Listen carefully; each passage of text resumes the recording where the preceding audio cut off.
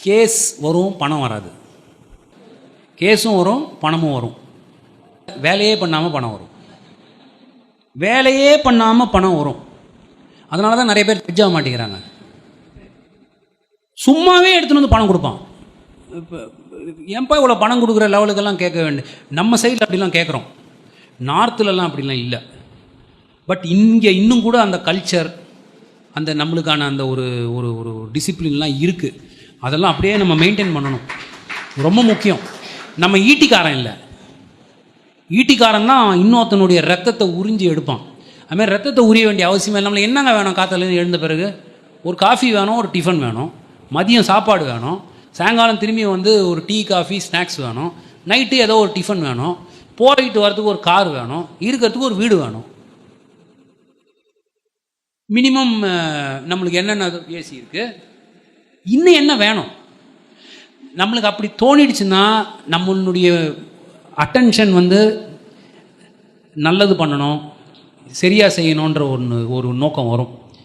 நம்மளுக்கு பணம் மிஷின் மாதிரி நம்ம ஆகிட்டோம்னா நம்மளுக்கு ஒருத்தர் கூட ஜூனியராக இருக்கிறதுக்கே விருப்பம் இருக்காது. எனக்கு என்னுடைய ஒய்ஃபும் வந்து அட்வொகேட்டு, அவங்க பேர் உஷான்னு பேர். அவங்கனால தான் இன்றைக்கி நான் ஜட்ஜாக உட்காந்துருக்கேன் அப்படின்றத நான் பகிரங்கமாக ஒத்துக்கணும். இங்கே அவங்க ப்ராக்டிஸ் பண்ணியிருந்தாங்கன்னா அவங்க ஜட்ஜாக இருப்பாங்க.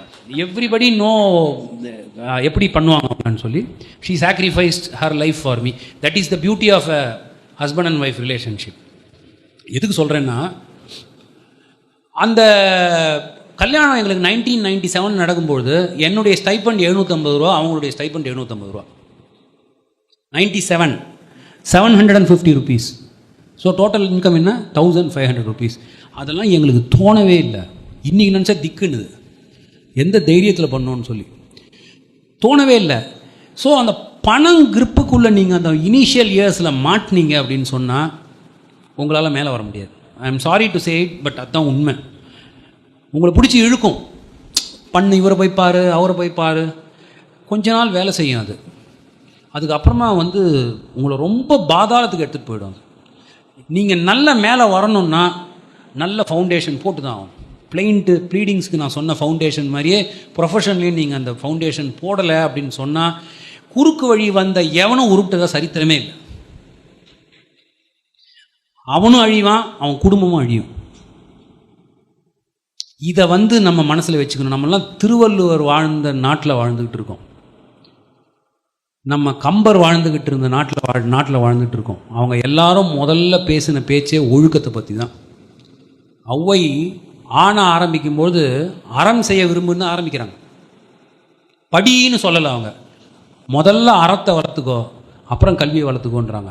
ஏன்னா அறம் இல்லாத கல்வி ஹேக்கரில் போய் முடியும். இன்றைக்கி ஹேக்கர்லாம் யார் தெரியுமா? பெரிய இன்டெலிஜென்ட் ஆளுங்க. ஒழுக்கமே கிடையாது, ஒழுக்கம் கிடையாது அவங்கக்கிட்ட. ஐஐடி ஐஏஎம் படிக்கிறாங்க, தூக்கு மாட்டுன்னு சாவறாங்க. இவங்க என்ன படித்து என்ன பிரயோஜனம்? அப்போ எங்கேயோ ப்ராப்ளம் இருக்குது. இது நம்மளுக்கு நடக்கக்கூடாது. இன்னும் கூட இங்கே நிறைய சான்ஸ் இருக்குது, அதுக்கு நல்லா வரத்துக்கான சான்ஸ் இருக்குது. ஏன்னா நார்த்துலலாம் நான் நிறைய போய் பார்த்துருக்கேன். ஈவு இறக்கமே கிடையாது, இறக்கமே கிடையாது. 2, 3 ஃபுல் ஸ்டாப் வச்சுட்டு 3 லட்ச ரூபா ஃபீஸ் போடுவாங்க. அதுக்கு பேர் செட்டிலிங் அப்படின்னு ஒரு பேர் கொடுப்பாங்க. அதுக்கு செட்டிலிங். அதுக்கு இன்னொரு பேர் கான்ஃபரன்ஸ். கான்ஃபரன்ஸ்னால் என்னென்னா, நம்ம பேசிக்கினே இருப்போம், அவங்க வந்து இப்படி பார்த்துட்டே நெக்ஸ்ட் கேஸ்ன்னுவாங்க. 3.5 லட்சம் ரூபா. அநியாயம். இது வந்து ஒட்டாது அந்த பணம். அப்படி ஒரு பணம் நம்ம வச்சு தான் வாங்கணுன்ற அவசியமே இல்லை. நான் ஏன் இவ்வளவு ஸ்ட்ரெயின் எடுத்து 7 மணிக்கு உங்கள்கிட்ட இதை சொல்கிறேன்னா, நீங்கள் கேட்டது ரொம்ப முக்கியமான கேள்வி. இந்த கேள்வி, பணத்தை பற்றி யோசிக்காதீங்க. தானாக வரும் ஒரு ஸ்டேஜில். உங்களை எவ்வளோ பேர் இழுக்க ட்ரை பண்ணுவாங்க. இவர் போய் பாருங்கள், அவர் போய் பாருங்கள், இப்படி போய் பண்ணுங்க, அப்படி. எதுக்குமே விழாதீங்க. ஒரு நாள் உங்களுக்கு வந்து உங்களை அறியாமல் ஒரு பெரிய ஆஃபீஸே உங்களை சுற்றி உருவாயிருக்கும். அதுக்கு பண்ண வேண்டிய ஒரே வேலை, கன்சிஸ்டண்ட்டாக வேலை செய்யுங்க. எல்லாராலையும் வந்து கபில் சிபல் மாதிரியும் பராசரன் மாதிரியும் சோலி சொராப்ஜா மாதிரி இருக்க முடியாது. ஆனந்த் வெங்கடேஷ் மாதிரியும் சில பேர் வாழ்ந்தாகணும். எப்படி வாழ்ந்தாகணும்னா, கன்சிஸ்டண்ட்டாக பண்ணிக்கிட்டே இருக்கணும்.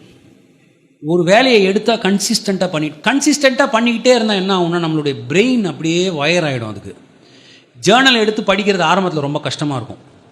ஆனால் அது ஒரு பழக்கமாயிடுச்சுன்னா வியாதி மாதிரி ஆகிடும். எனக்கெல்லாம் அந்த வியாதி உண்டு. சனிக்கிழமை ஞாயிற்றுக்கிழமையெல்லாம் இந்த குவார்டர் அடிக்கிறவங்களுக்கெல்லாம் கை இப்படி நடுங்கும் சாயங்காலம் ஆச்சுனாக்கா. அது மாதிரி எனக்கு சண்டே அன்றைக்கி நடுங்கும்.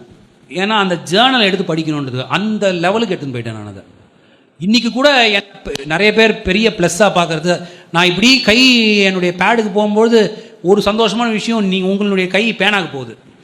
அது I am very happy about that. At least நீங்கள் அதை எடுத்து எழுதுறீங்க பாருங்கள், அதுவே உங்களுக்கு ஒரு பெரிய ப்ளஸ். அதனால் கன்சிஸ்டண்ட்டாக பண்ணிகிட்டே இருங்க. நியாயமாக இருங்க. நியாயம்தான் உங்களை கடைசியில் எடுத்துகிட்டு போகும்.